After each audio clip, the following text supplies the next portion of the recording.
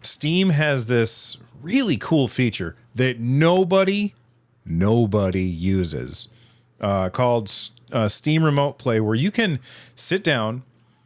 Wait, hold on, real quick. This is not just for streaming? Like, I'm streaming from my computer, right? This is where I'm streaming split screen gaming to somebody. Am I wrong about that? Because I put this in the show notes 2 weeks ago. For both. For both. Yeah, Okay. for both.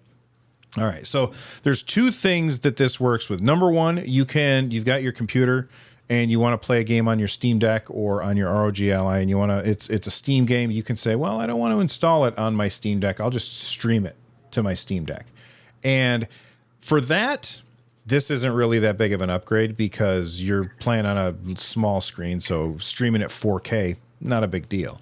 But for the other use case for Steam Remote Play, you can be playing a game, and I think, Carrie, you recently did this. You can be playing a game, and then you can stream that game to a friend, and they can join you in that game multiplayer. I've done it before with Streets of Rage 4 with a friend. Carrie, you recently played a game this way. What game was it? I can't remember. It was a new one. It was the new Double Dragon. Oh, okay. And what was that experience like? Perfect. Absolutely perfect. I was talking to my friend through it. I was periodically just asking, I was like, how is it for you? He's like, it feels normal. It feels like it's here. Yeah, it's a fantastic feature. Only one person needs to buy a game. It's very much like the idea, like it's couch co-op, but you are extending your couch anywhere. So provided that people are close to you latency wise, you're going to have a really good experience. But yeah, I've done it from the Steam Deck specifically for Teenage Mutant Ninja Turtles. That was a year ago or so at this point. Yeah, I remember that. Yeah. So I've done it from the Steam Deck. I've done it from PC. It is a fantastic feature overall and super easy to just, like, as long as they're in your Steam friend, it's just like, Steam Remote Play, send it.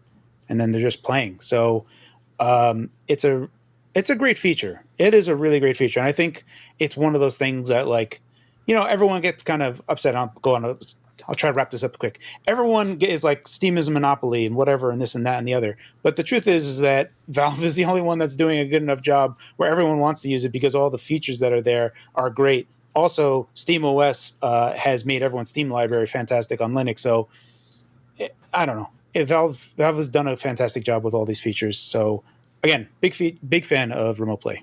Yeah, and so up until now, you haven't been able to do it at 4K, and apparently there is now it's currently in beta, is my understanding.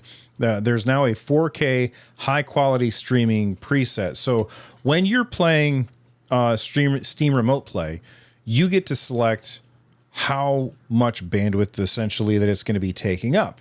I've done it on my Steam Deck, and when I did it on my Steam Deck, I purposely selected, let's go for like the lowest quality because I figured my Steam Deck going to be working really hard to do this, and it was wireless. And so we were testing it that way and it worked fine, and we never like scaled it up. But now it goes all the way up to 4K. When you were playing, what was the game again? The new Double Dragon. Were you on your Steam Deck or were you on a regular PC? This is my GP2MX2 with my 4090. Oh, so like a regular PC, like, a beefy hardware. Yeah. And like, so when they were playing this game, you said that they weren't seeing any artifacting or whatever, but do you know what resolution you were playing at the time? I don't know what resolution I was sending to them at the time. No. Okay. Russ, have you ever used this feature? I do. So I'll do it throughout the house sometimes, so I will so my son will be on his computer or whatever. We can kind of go back and forth. And then I always test out, streaming and stuff like that using Steam Link. But never at 4K, it does actually make me interested in saying, okay, maybe I will get a small PC to hook up to my TV in the living room and then be able to play 4K gaming on that. But I don't know. I think this is just a little bit beyond my means in terms of what I want to spend my money on to get a rig that's going to be capable of doing 4K and streaming it across the house. I think that's a little much for me. Yeah, I don't have a computer that can really handle 4K and on any game. Like I said before, I've got a 2060, and I really don't have any real motivation to upgrade right now. But if I did have a better hardware that could stream that could play 4K, I would absolutely be hooking up. Like I have 2 Steam Links here in the house. I'd be hooking them up in my other TVs so that I could. Although they have apps now, right, Kyle? What, the Steam Links? Yeah, Steam Link app. Like, Yeah. like on all the TVs have, like, I think it's even on Apple TV, for crying out loud. So I wouldn't even have to hook those things up anymore. Kyle, are you interested in using this feature at all, or is this something that you're not interested because you're like, couch co-op should be on the couch? I haven't used Together. I'm not an elitist. I just haven't used it yet. But I have used Remote Play quite a bit. I had a very powerful computer in my office, and then I would play on the TV in the living room.